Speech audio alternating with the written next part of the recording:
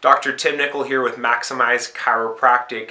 I'm going to emphasize today the approach taken in this clinic, which is a corrective-based chiropractic approach. It is extremely different than traditional pain-based, insurance-based approaches to chiropractic, and I'm going to show you why I feel this is a higher standard than other offices, and why with higher standards it doesn't fit every person's desire, because some people are looking to just minimize symptoms and not get to the cause of the problem. The first thing that we look at on an X-ray such as this is a practice member's new X-ray. It was taken just a few months ago, and this X-ray is before ever starting care. The first item that is visible on this X-ray, which is really going to be best shown, is to see, number one, is the loss of the curve.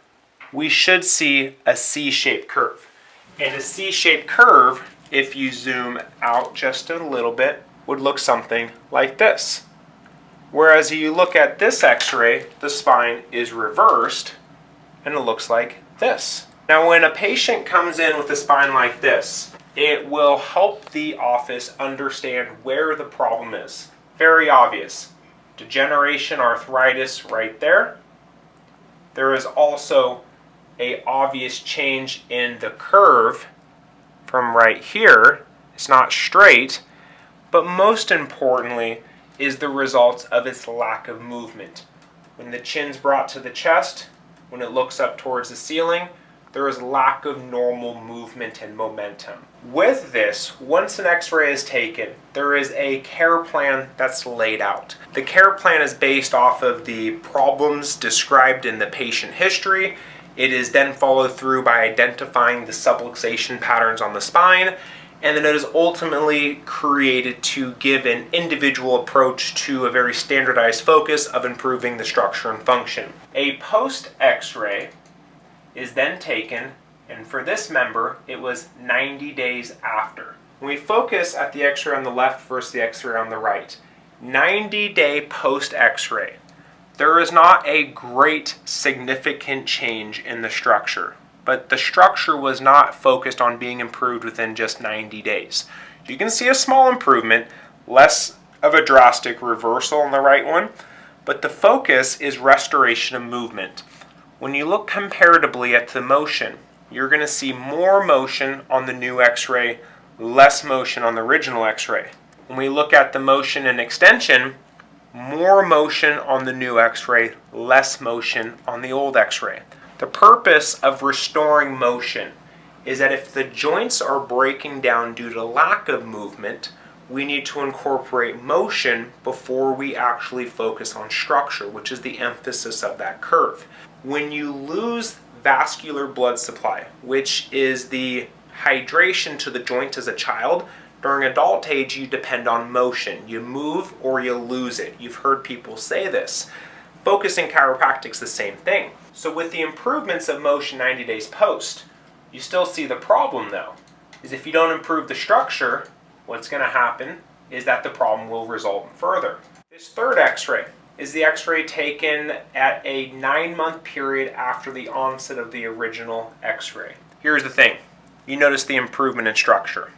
When you look at the improvement in structure, reversal of this curve. So to emphasize this a little bit more, if it's hard to tell on the TV, here's the thing. Just like that, motion is opposite.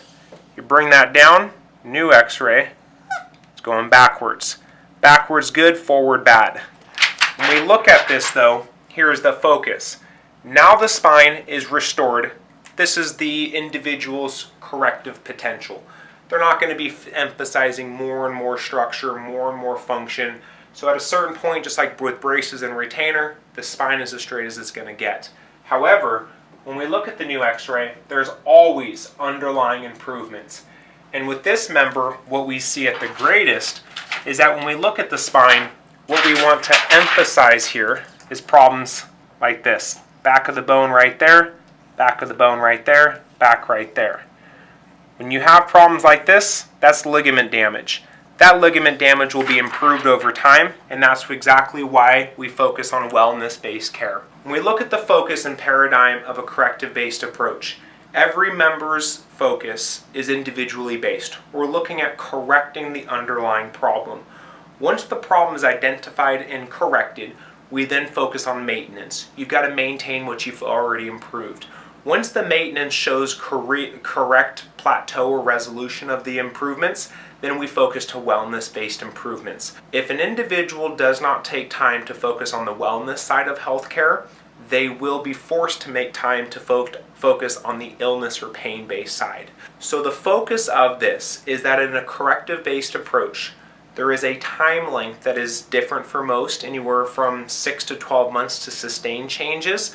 The earlier, the easier, the earlier onset, the better improvements. But the improvements are shown with X-rays. If your doctor is not taking X-rays, you need to find one who does. If the doctor is not adjusting you based off of X-rays, you need to find one who does. And if your doctor is not taking post X-rays, how do you know the problem is being improved?